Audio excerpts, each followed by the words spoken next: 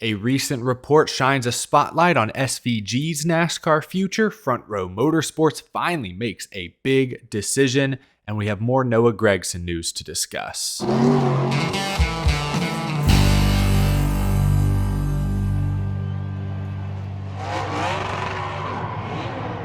How's it going, y'all? My name is Eric. Welcome to Out of the Groove. Happy Friday. We have much to discuss today. I missed an episode yesterday, so I've got to make up for it today. As you can see, we're in a new studio setup. Still a work in progress. Nothing you see is confirmed or official, but visually, at least, the show is going to look a little different for the next couple of months at least. But let's get to the latest NASCAR news. That's why you clicked on this video. Let's begin with Shane Van Gisbergen, because last night, Adam Stern from Sports Business Journal dropped a bomb. Shane Van Gisbergen is finalizing a deal to compete for Trackhouse next year in a wide-range development deal, per sources familiar, fulfilling one of the team's goals to bring an international star to NASCAR racing full-time. There is a lot of unknown still beneath the surface of this report. Sports Business Journal did say that Trackhouse had looked into starting a third full-time Cup car for Shane Van Gisbergen, but it's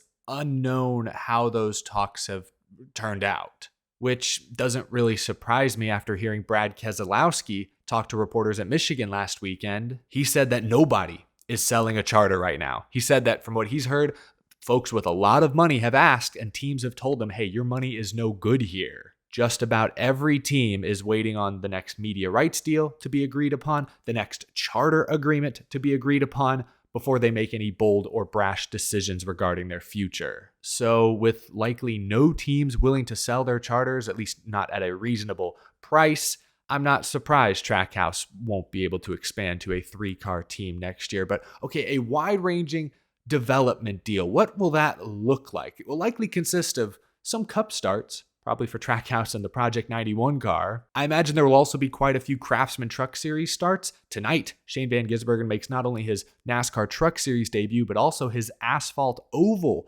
racing debut at IRP. He's driving for Nice Motorsports tonight. Nice Motorsports and Trackhouse already have seemingly a good relationship. They share a major sponsor, Worldwide Express. I imagine next year we will see SVG drive Nice Motorsports equipment several more times at the very least. Xfinity's interesting because neither Trackhouse nor Nice have an Xfinity Series team, but there is Kaulig, and we've seen Ross Chastain, like this last weekend at Michigan, drive Kaulig Racing's number 10. And if that 10 remains sort of an all-star car, maybe Shane Van Gisbergen gets a few opportunities there. I'll be really curious to see what Shane Van Gisbergen's schedule looks like next year. He wants to go full-time. He wants to contend for a playoff spot and maybe one day contend for a Cup Series championship. That's why he's moving halfway across the world. He could have stayed in Australia, continued to contend for Supercars championships year in, year out, but he's moving all the way across the massive Pacific Ocean to race in NASCAR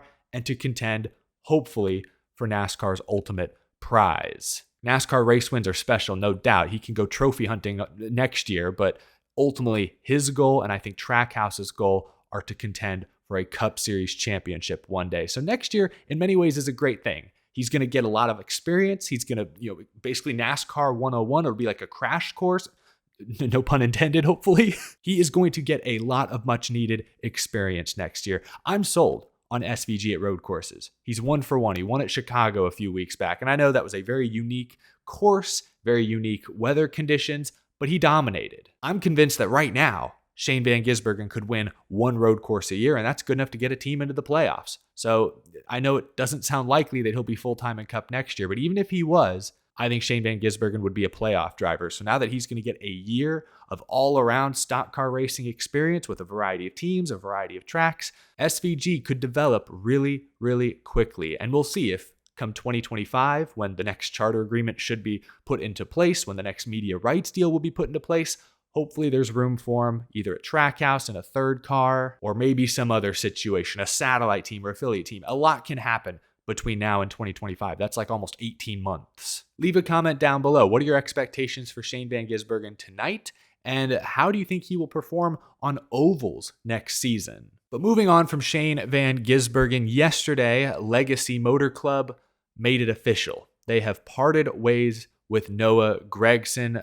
This was the statement that both Legacy and Noah Gragson put out. I'll just read it. Today, Noah Gragson requested to be released from his contract as the driver of the number 42 for Legacy Motor Club. Quote from Noah Gragson, "I've asked Legacy Motor Club to release me from my contract so that I can take time to work through the NASCAR reinstatement process. I love racing and I am looking forward to a second chance to compete for wins at the highest level of NASCAR, and most importantly, make my family, my team, and the fans proud of me once again."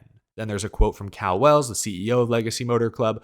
"Noah has a ton of talent and has a great personality. This is a difficult situation, but we are proud that Noah has taken ownership of his actions and are confident he will work through this process with NASCAR and come back stronger." Okay, so according to that statement, Noah Gragson asked to be released from his contract. I can respect what Legacy Motor Club is trying to do here. They're trying to right the ship as best they can for both parties. They want to move off Noah Gragson. They've wanted to move off Noah Gragson likely for at least a few weeks. There was that report from The Athletic before the suspension that John Hunter Nemechek was being highly considered as Noah Gragson's replacement. Legacy moving to Toyota next year. John Hunter's a Toyota guy, tearing it up in the Xfinity Series. They want him in Cup. Noah Gragson appeared to be the odd man out. But then the social media incident, Gragson liking an offensive meme, getting suspended by the team, then suspended indefinitely by NASCAR. That was the perfect excuse for Legacy Motor Club to move off Noah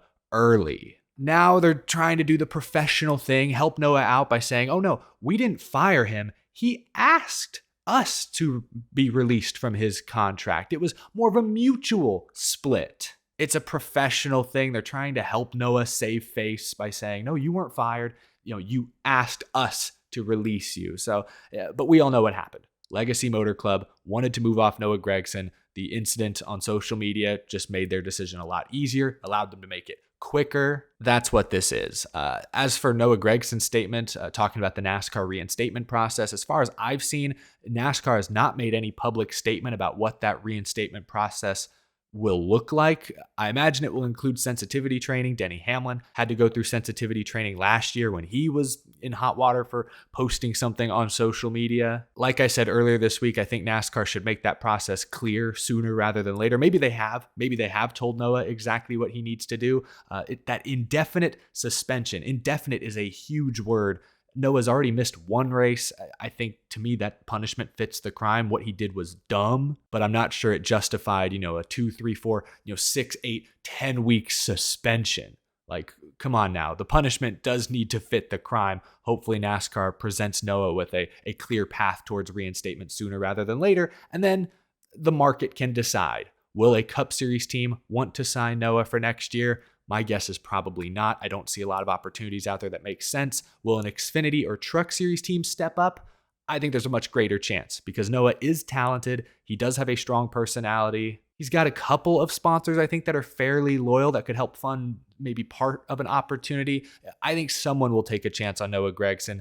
I just don't believe that opportunity will be Cup. But I think NASCAR should take their hands off this, have Noah go through the reinstatement process, and then let the race teams decide, is there a market for Noah Gragson? We will find out, hopefully sooner rather than later. One side note, though, for Legacy Motor Club, they have struggled this year. Noah made a lot of mistakes, a lot of rookie mistakes on track, but I think his race cars were also subpar. Legacy clearly took a huge step backwards this year compared to last year when they were just petty GMS. But in Legacy Motor Club's defense, Erik Jones, at least, has run better lately. I was looking at his numbers last night. He's finished 8th, 16th, 11th, 11th, 9th, 23rd at Richmond, but then 10th at Michigan this past weekend. That's 3 top 10s. That's 5 finishes of 11th or better in the past 7 races. That looks a lot more like the Erik Jones that won the Southern 500 last year. So yeah, I know they're not getting Chevrolet support right now, but Erik Jones and Dave Ellens, they've hit on something. They've figured it out this summer,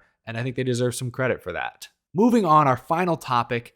A major silly season domino fell. Actually, a couple of dominoes fell into place yesterday. Front Row Motorsports finally made their long anticipated 2024 decision. They had 2 charters, 2 full-time Cup Series cars, but 3, I think, Cup Series ready drivers. Michael McDowell, Todd Gilliland, and Zane Smith, the defending Craftsman Truck Series champion. The music finally stopped yesterday. 2 of those drivers were able to find seats. One, unfortunately, was the odd man out. Front Row Motorsports decided to exercise Michael McDowell and Todd Gilliland's options for next season. They will return to the team full-time in 2024. They then said that they will continue discussions with driver Zane Smith, although he is now free to explore other opportunities outside of Front Row. So Front Row Motorsports has decided to run it back. Front Row had to make a decision earlier than usual. Typically, they wait until November, December to finally announce their driver lineup. This time, they got it done in August. Good job. Wow.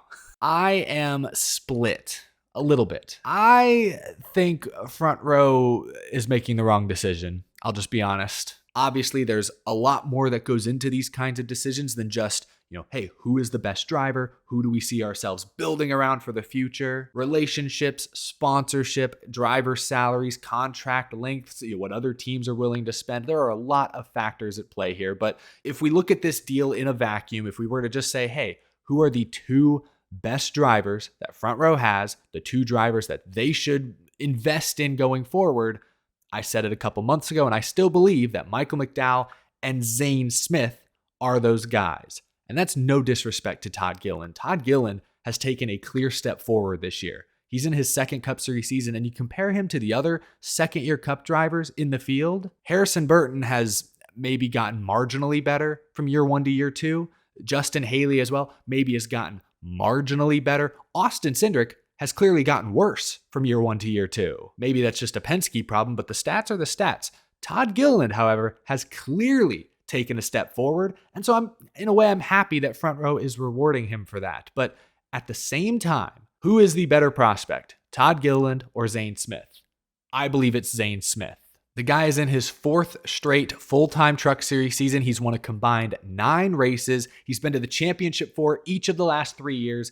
He won the championship last year. He has been fantastic in trucks. And let's go back to 2020, 2021. Todd Gilliland was in the number 38 truck. Actually, both of those years managed only 1 win, was relatively consistent. But Zane Smith, meanwhile, in GMS equipment, I think fairly comparable rides, had 3 wins across those 2 years and advanced to the championship for both times. Head-to-head in trucks 2-3 years ago, Zane Smith was better than Todd Gilliland. And Todd Gilliland left the 38 truck to go to Cup. Zane Smith took over the 38 truck, same crew chief and everything. What did he do his first year in the 38? Oh, I don't know. He went out and won the Truck Series championship. This was a very difficult decision for Front Row because I think all 3, McDowell, Todd Gilliland, and Zane Smith, are ready for the Cup Series. They are Cup Series worthy, but I think Zane Smith should have gotten the nod over Todd Gilliland. Now, I don't know. Did another team swoop in and offer to buy out part of Zane Smith's contract? Could he be announced as the next driver of the 10 in a few weeks? Could he go to Colleague or somewhere else? I don't know everything that happened behind the scenes, but in a vacuum, who is the better prospect? Todd Gilliland, Zane Smith? I still think it's Zane Smith. I really thought Zane Smith was the future of Front Row Motorsports, and I guess he still could be. I mean, Front Row said in their statement that they're still, working with Zane on a potential deal, but he's free to explore other options, and I imagine he doesn't want to spend another year in trucks. I would not be surprised if there's a decent Cup Series team or a really good Xfinity Series team that's willing to make him an offer. We'll see what happens. I really don't want to take too much away from Todd Gilliland. I'm in a tough spot here. I like both drivers a ton. Again, I think Zane's a little better, but Todd Gilliland has impressed this season. He's a good dude, and I get what Front Row is going for here. They want to have some stability from year to year. For a long time, there was a different driver in the 38 every season. It was John Hunter Nemechek. It was Anthony Alfredo. They've had 2 years of Todd Gilliland now. He's had 2 years to learn the next-gen car, 2 years that Zane Smith hasn't had to learn the next-gen car, and this year, between Todd Gilliland and Michael McDowell, Front Row looks more competitive overall than they have maybe ever. I mean, McDowell is very much in contention to point his way into the playoffs. It was a no-brainer, in my opinion, to keep Michael McDowell around as long as Loves continues to support him. And Todd Gilliland, I get it. They have a solid foundation. They want to build off that. They don't want to swap a new rookie in just when things are starting to get good. I understand Front Row's perspective. I really do. I don't think they're making a horribly wrong decision. Like I said at the beginning, I'm leaning towards they should have gone Zane Smith. But I get their rationale for picking Todd Gilliland, and he's not a bad driver by any means. Let me know what you think down in the comment section below. Do you think Front Row got this right? Would you have selected Todd Gilliland and Michael McDowell? Would you have taken Zane Smith instead? Would you have gone full rebuild, full reset, full youth and gone with Todd Gilliland and Zane Smith and told Michael McDowell to look somewhere else? Leave a comment down below. Let me know what you're thinking. That is going to do it for this episode, y'all. A little NASCAR silly season update check-in. Thank you so much for watching. Leave a like if you enjoyed this video. If you love NASCAR, you're in the right place. Be sure to hit that subscribe button down below so you don't miss any future upcoming episodes. And thank you to my Patreon supporters for your very generous support. I can't wait to see SVG race at IRP tonight. And shout out to my guy Matt Kenseth, top 5 in his one and only SRX race last night. A dirt race, that's not his thing. He held his own, was one of the few drivers that didn't destroy his car. So congrats Matt Kenseth, and congrats Haley Deegan finishing second to Tony Stewart. That was pretty impressive. I will talk to y'all again later this weekend after the Indianapolis road course concludes. Have a wonderful rest of your Friday, folks.